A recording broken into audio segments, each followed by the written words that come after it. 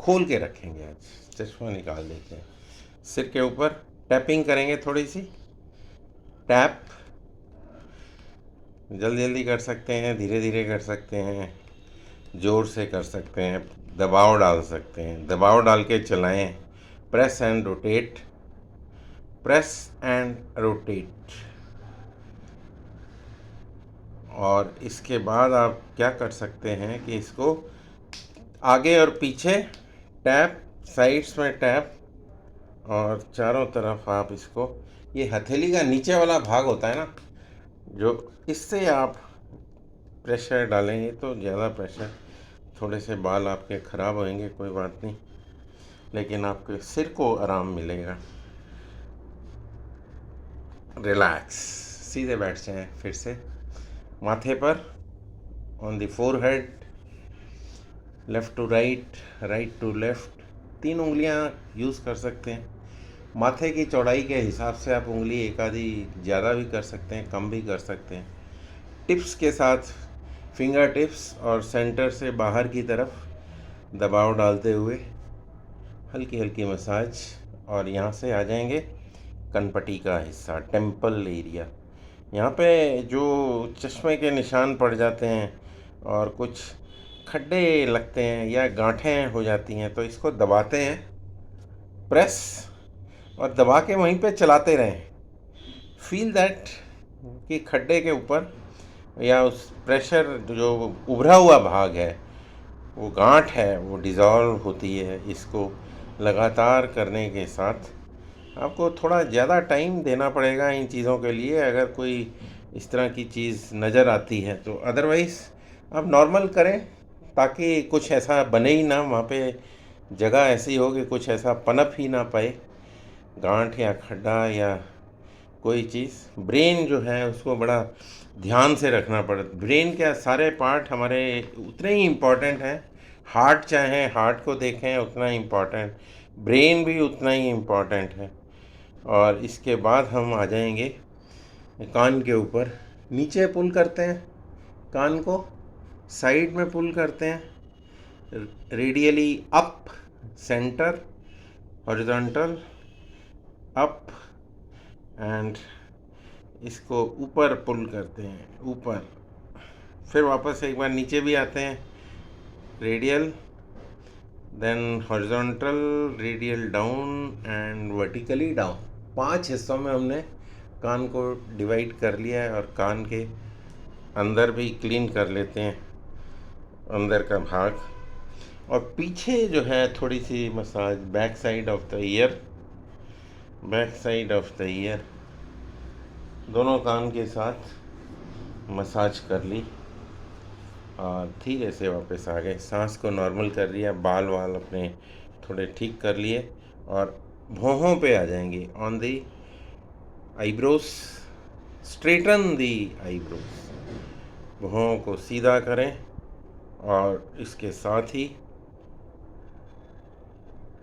नीचे आई, under ice, यहाँ पर अंगूठे का इस्तेमाल करेंगे नेल्स को बचाकर। नेल्स आँखों के अंदर ना जाएं, इस बात का ध्यान। चाहे तो आँख को बंद करके आप कर सकते हैं। और फिर nasal passage, around the nasal area, यहाँ पे साइनस का भाग रहता है, तो आप इसको मसाज करते रहें 3-4 बार। और फिर चीक्स के ऊपर आ जाते हैं, चीक्स को गोल गोल कर लेते हैं। जो आपका फेशियल प्रोफाइल है उसके अलोंग आप,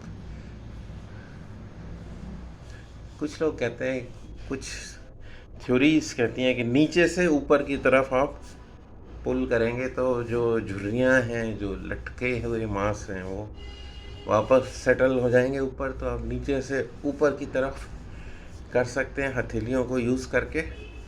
और उसके बाद जो है आप आ जाएंगे वापस। और ये चीक्स के ये जो हिस्सा है, दोनों स्माइल को थोड़ा सा और चौड़ा बनाते हैं, खुला।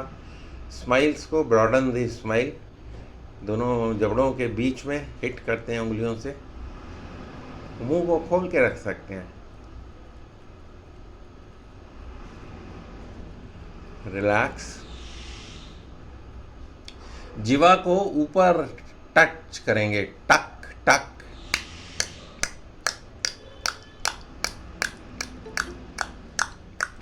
Someone joined again. ओके, तो इसको जिवा से गम्स के ऊपर 8 बनाएंगे, figure of 8, horizontal 8।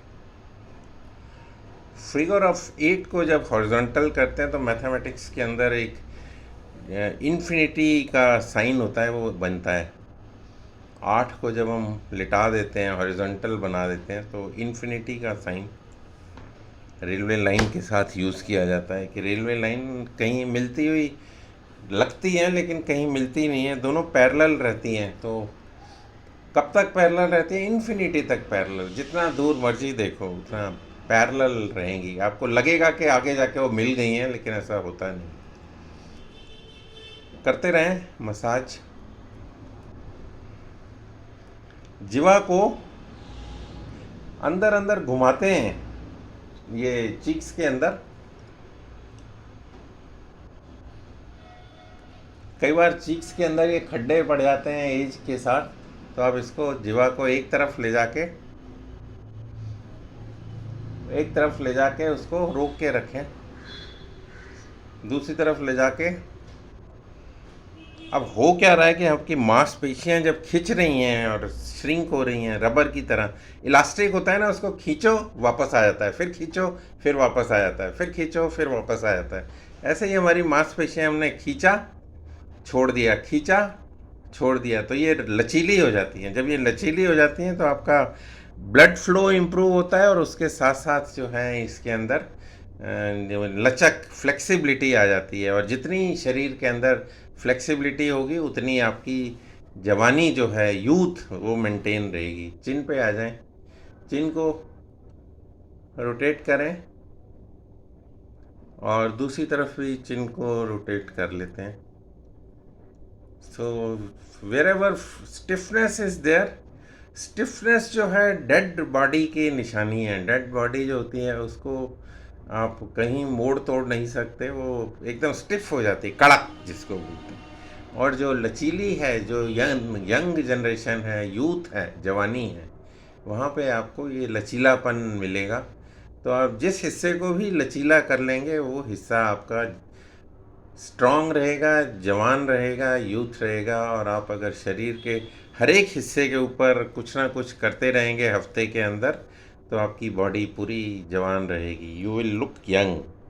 Ageing process जो है वो रुक जाएगा, आपकी झुर्रियाँ नहीं आएंगी, मांस लटकेगा नहीं, खड्डे नहीं पड़ेंगे और चेहरे पे चमक बनी रहेगी। ये हो गया हमारा। लिप्स को अब पुल करते हैं, किसी हिस्से को छोड़ना नहीं है आपने, लिप्स को भी पुल करेंगे।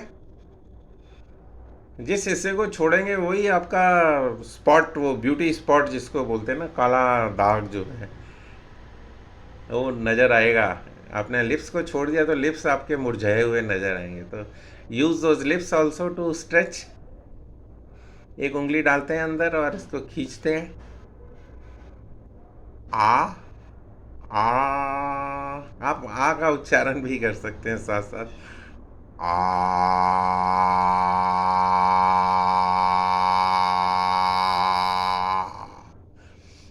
दोनों हाथ को रगड़ लेते हैं और चेहरे पर फाइनली एक मसाज हल्की हल्की देते हैं, ताकि जो हमने किया वो यूनिफॉर्म हो जाए और आपका जो फेशियल है और इम्प्रेसिव हो जाए। सो बगैर केमिकल के, बगैर किसी